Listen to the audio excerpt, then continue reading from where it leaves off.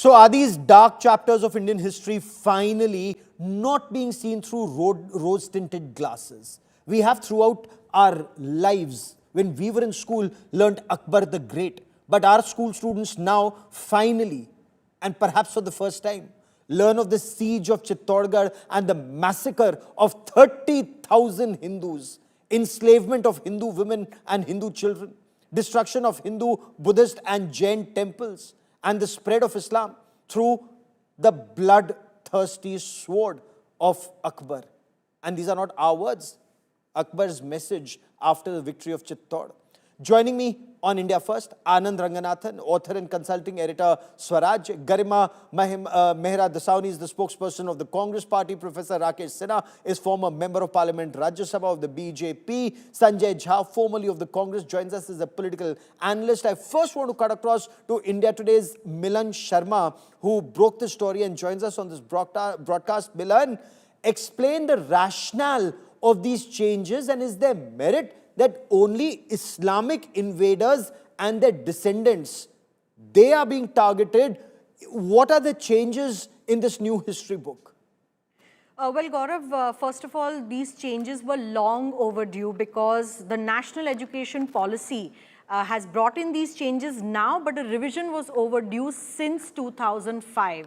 So had the curriculum been changed step by step, people would not have been suddenly screaming that this is anti-Muslim or anti-Islam. Secondly, fact is a fact. All the things that are written in the textbook, whether the Mughals plundered, looted, invaded, how the Delhi Sultanate was established, how the Mughals were, killing Marathas, how they were behind killings of and enslavement of women and children, how they tortured people, how they did forced religious conversions, they are all facts. So when you talk about facts, these things cannot be looked aside. For years, we had been studying how Akbar and Birbal stories were taught to children, how, Mughal rulers were intellectual, they were culturally driven. We used to read about their taxation, about their financial systems, but we never read about the atrocities that were inflicted on the people of Bharat at that point of time. And that is something that the NCERT is making very clear was the darkest hour of Indian history, and a spade should be called a spade, and that is how the book needs to be projected. Stay with me. Let me bring in Garima Mehra Dasauni in this conversation. Garima, the NCERT textbook says, and I quote, "Understanding the historical origin of cruel violence, abusive misrule or misplaced ambition of power is the best way to heal the past and build a future where hopefully there will be no place. These will have no place." So why does the Congress or some in the Congress believe that this move is not above board? Good evening to all. Thank you for having me on your show, Gaurav.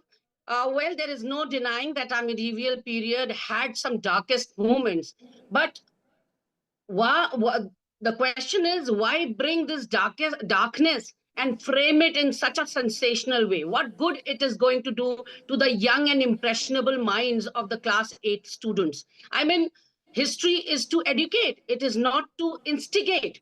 What do you want our class 8 child to have a revengeful feeling, to have a vengeance or hatredness inside him? So basically, we are not saying that it is anti-Muslim or you're targeting one particular community. We are against the fact that if somebody has to, do an in-depth study of history, whatever happened in the Mughal Kal or whatever happened in the medieval period, he can do it in BA or MA history. Why at all there is a need to include this syllabus in class 8? I mean, why can't you teach the kids? Why can't you teach those innocent children the integrity, the solidarity, the unity of our country? So many, despite so many invaders, We stood with each other, and there was still the unity amongst us. Unanimous romances Anand मिट गए Rangan, जहां से, बाकी मगर okay, है अब तक नामो निशा हमारा. कुछ बात है कि हस्ती मिटती नहीं हमारी, सदियों रहा है दुश्मन दौरे जहां हमारा. Why can't we okay, teach this to our children, that the invaders came, they crushed our culture, but we stood united? okay. So you do concede that invaders crushed our culture. Anand Ranganathan, Definitely, all of them. okay, What did okay. Ashoka do? What did Ashoka do in the Kalinga Ashoka was War? not an He invader. took the Ashoka was Buddhism. not an invader. Ashoka was No, not I an know that, but invader, that but that was a my question medieval was very practice. What specific I and want to it wasn't emphasize even in here medieval is, period. what I But want to be that emphasize as here, it may, Gaurav, is be that that as the it may, medieval period was full of destruction. You cannot segregate.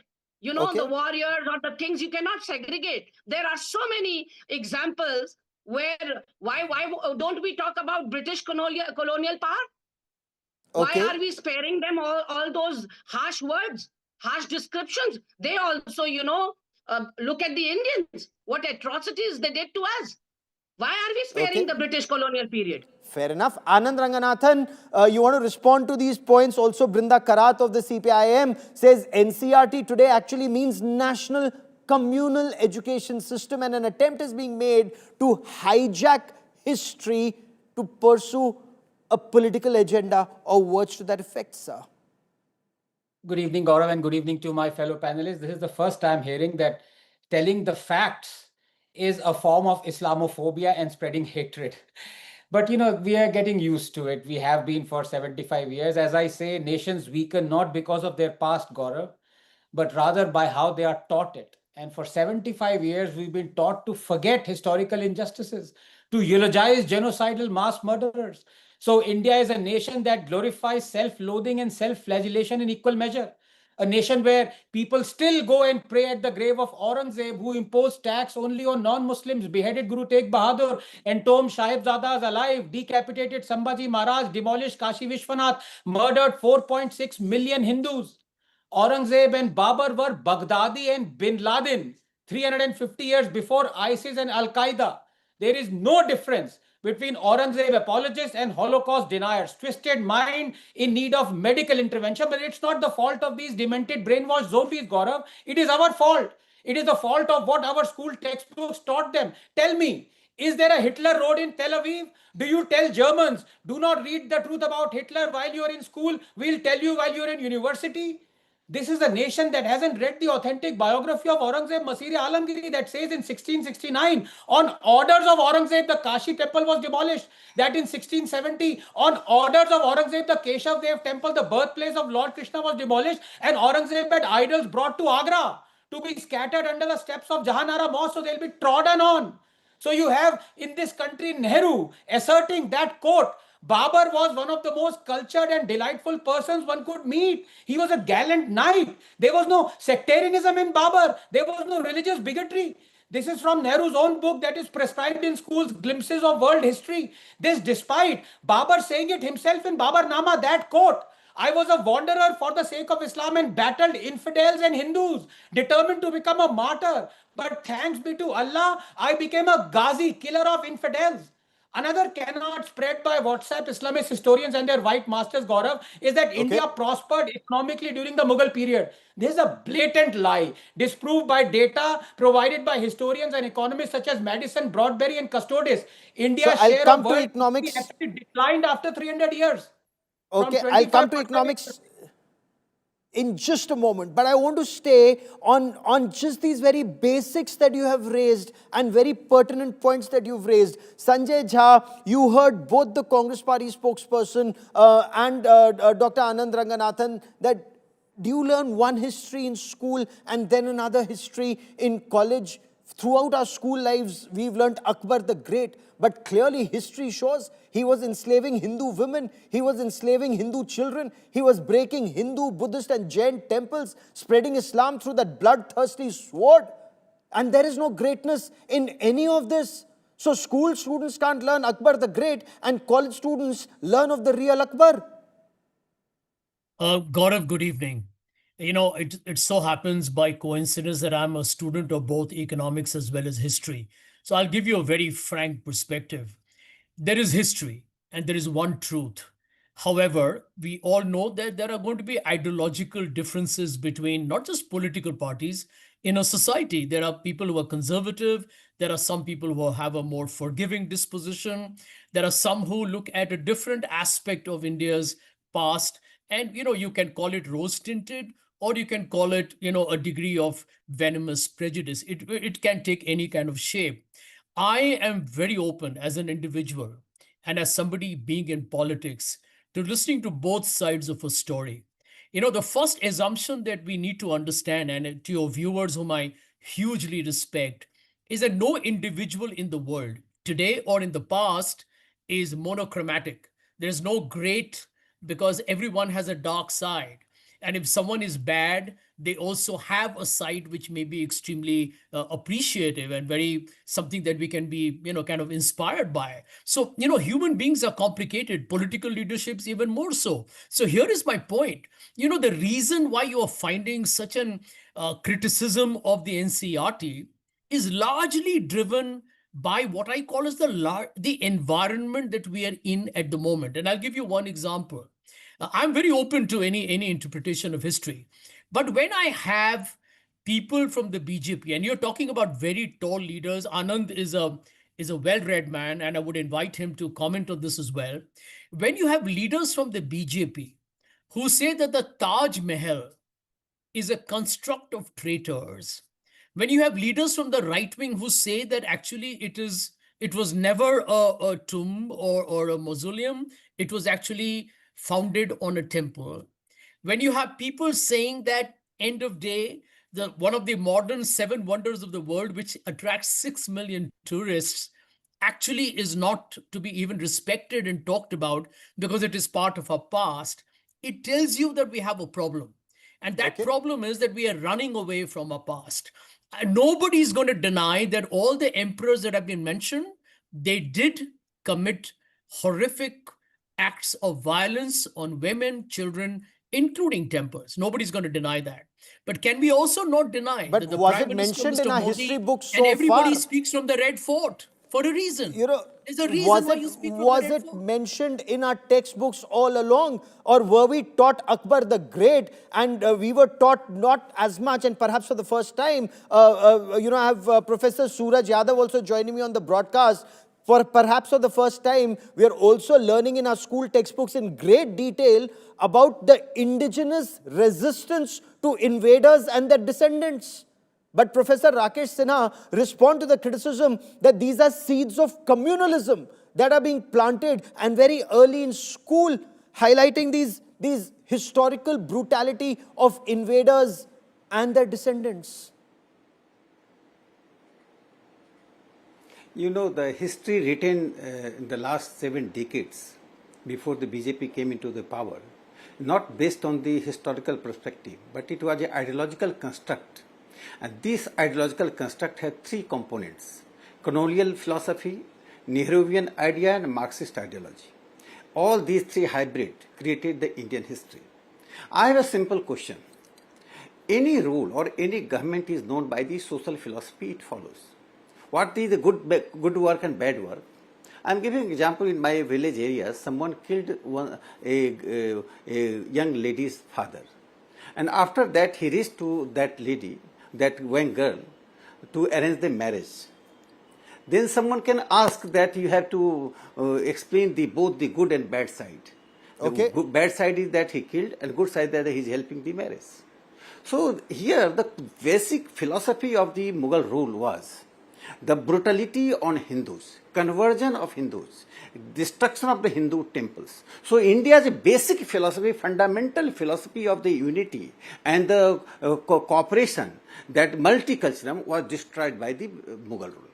I am asking the question, why Guru Tegh Bahadur was assassinated? Let Brinda Karat answer it. Why he was assassinated?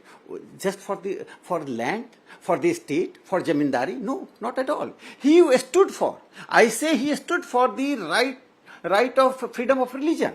He is the only person in the entire civilization history who stood for the right for the freedom of religion. I am not talking only India. I am talking of all over the world, all civilizations. Guru Tegh Bahadur. Second question, that 2 miners Fateh Singh and Jorwar Singh, the sons of Zorawar Guru Singh, Gobind Singh, yes. they were assassinated, martyrdom of. What are the reasons? Zorawar Singh and Fateh Singh, what was the reason? So the question is not that, what is bad and good. The question is that the basic trait and tradition of the Hindu civilization was accommodating the other religions. There can be feud, there can be battle between the two kings. But that battle cannot be, Ashoka's battle cannot be compared with Aurangzeb's atrocities. Okay. He killed his No, but that's a very Shikoh. pertinent Dara point that Shikoh was the you first mentioned. one in Indian history. Okay, I'm ending. Just give me 30 seconds.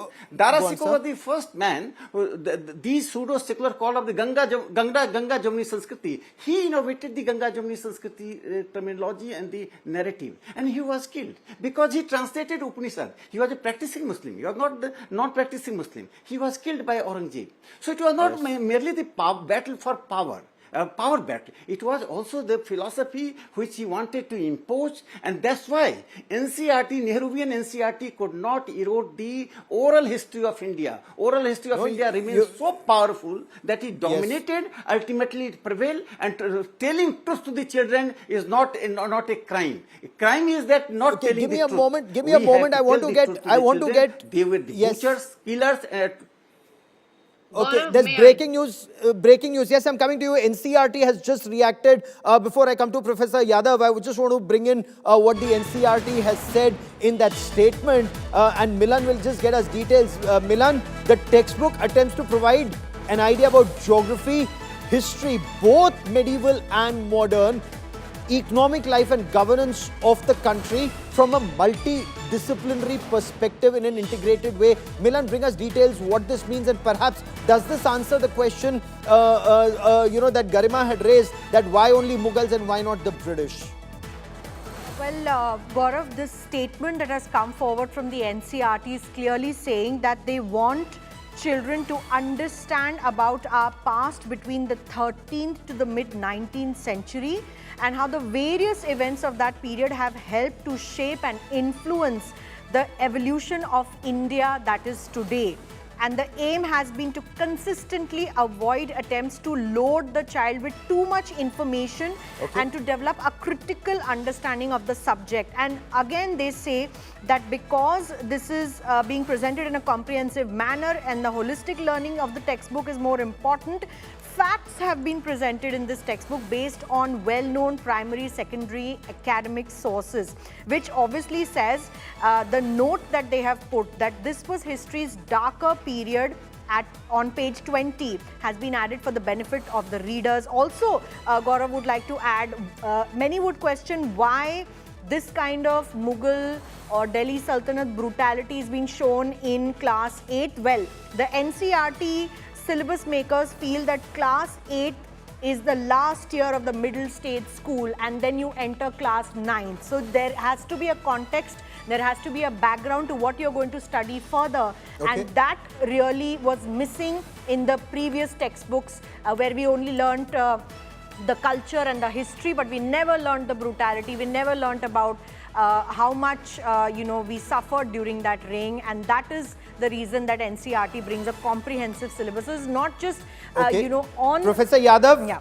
Okay, Professor Yadav, you heard Professor Sinha clearly mention that words to the effect that we've read a rose-tinted version of history. For example, when you learn of Akbar the Great, or when you learn about the Mughals and whatever happened, you don't read about how Guru Tegh Bahadur was assassinated in Delhi. He was beheaded. 4 of his followers, Bhai Matidas, Bhai Satidas, Bhai Dayal Singh, the manner in which they were killed by that cruel bigot Aurangzeb. So all of those facts need to be in public domain so that people have a correct perspective, not just of the invaders, their descendants, but also of the indigenous resistance movement. Gaurav, you have raised a very pertinent question. The real facts, the problem is this all development in the history books falls in the line of the fascist ideology of Bharatiya Janata Party and RSS. Have you heard which Hindu are you talking about? In the Mughal period, you have Man Singh, you have this Tan Sen and all these people. who are closely associated with Akbar, his rule, who are the ones who were converted. Nobody was converted on the might of the sword. People were actually much more uh, uh, under duress of Brahminism than what you are talking about Mughal. Have you heard about Nangeli? Have the history books taught about the breast tax by Brahmins on Dalit women and how a girl had to protest against that by cutting her breast? Has the Tipu Sultan, when he passed an order against levying the tax on Dalits and the lower caste, the Brahmins were really disturbed. So all these people who are now in power, they were in power then also, and they Okay. are now putting out facts of history.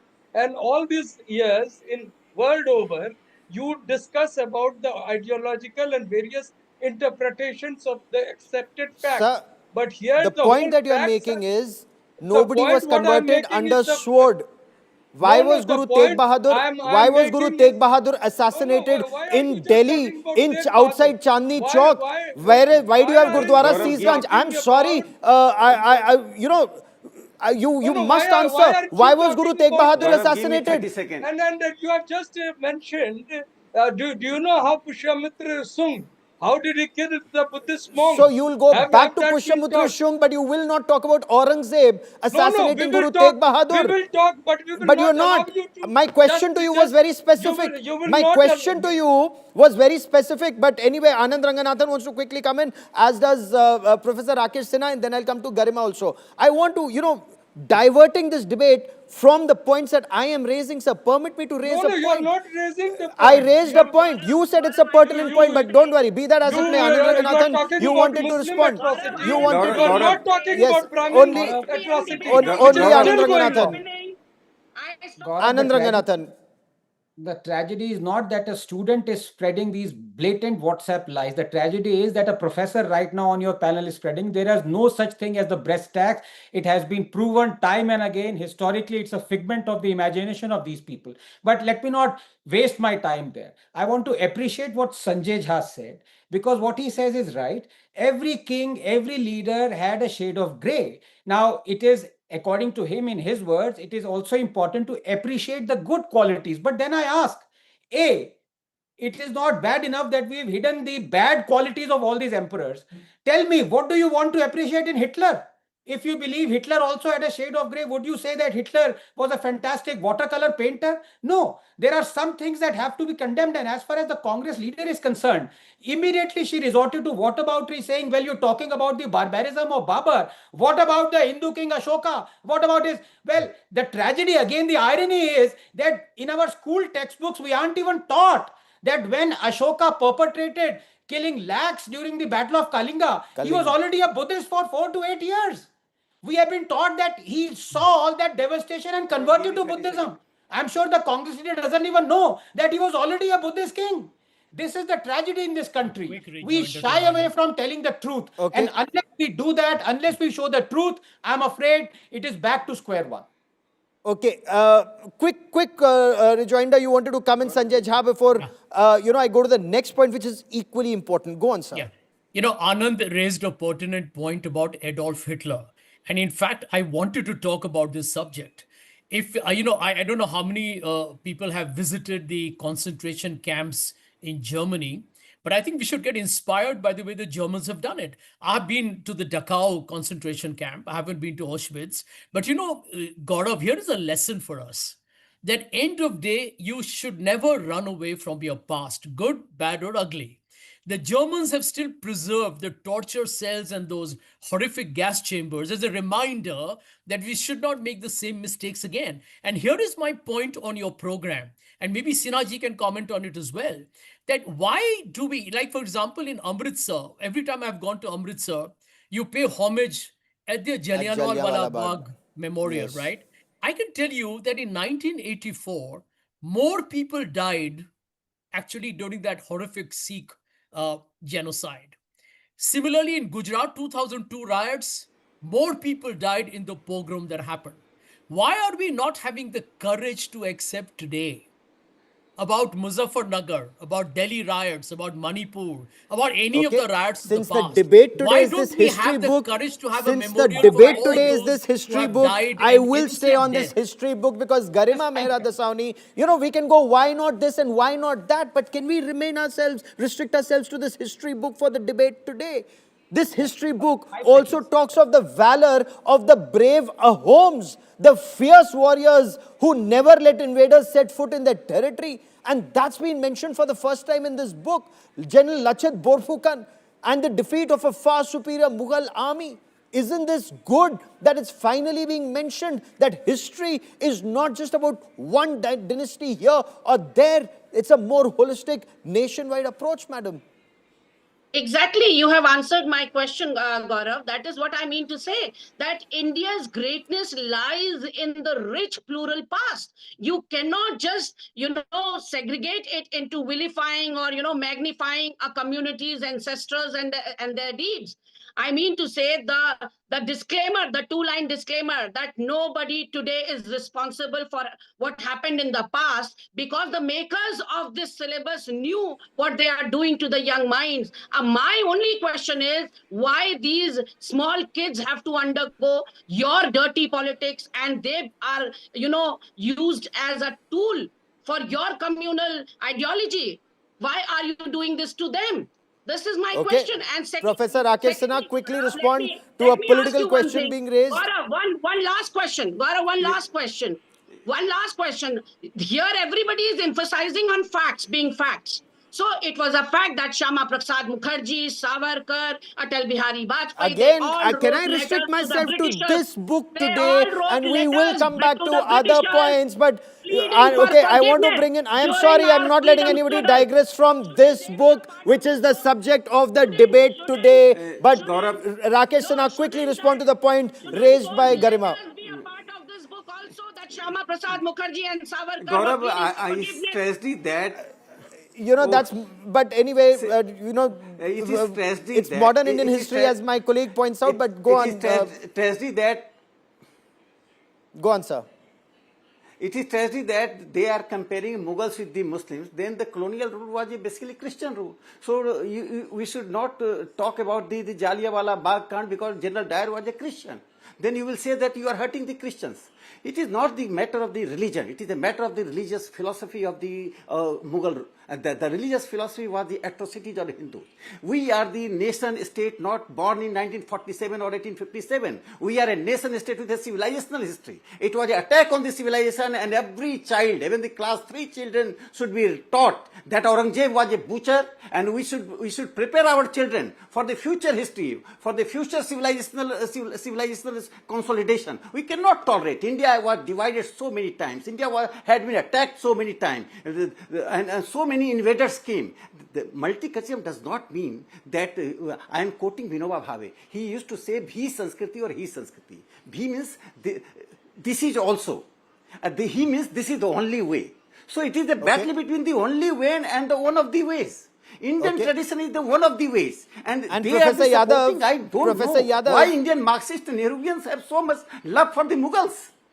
okay, that of course is another part of the debate. But Professor Yadav, there is also focus in Gaurav, this book, and I will my restrict only myself point to is, this don't. book. I'm sorry, I'm staying on this book, and I want to bring in No, Professor will you Yadav. allow me The to make my resistance. point? If you stay on the topic, yes. If Of you course, digress, I'm no. staying on the I'm point. being very clear because time is People at a premium on who my are show. spreading Please be lies very on clear about that. WhatsApp are trying The to say resistance of that the indigenous people, if you want to hear me, take my question. The resistance by the indigenous people of Bharat, the Bhils, the Gonds, the Santals, the Kots, the resistance of conversion to Islam, Rani Durgavati, for example. She fought Akbar, the so-called Akbar the Great. Now, that's also mentioned in this book. Is this now taking a wider perspective, sir? exactly. What my point is, when you are talking about history, it has to be in the perspective of history. You cannot put your today's ideas and ideologies into past and then interpret it in your own way. Now, what happened to Maratha? You just spoke about the atrocity and how Maratha resistance was to the Mughals. You should be knowing that when Shambhaji and or Shivaji had to be crowned, no Brahmin would agree to do the Yes, coronation. it's a Ganga fact, Bhatt and that was is why burned. No, no, from why Kashi, don't you want to absolutely. listen? You No, are but just some that's a fact. upper caste trying to create history for your own self and then teaching them to all the Indians. This will not be Okay. tolerated. Okay, I'm trying to. Milan Sharma wants to respond to you, Dr. Yadav. Milan, go on. Sir, we've been learning caste system within the textbooks as a separate topic. Nowhere in the entire syllabus or curriculum of the Indian studies has caste system been removed. We have been learning about the Brahmins, the lower caste, the upper caste, and how lower castes were mistreated. And that does not erase the fact that that has happened in the past.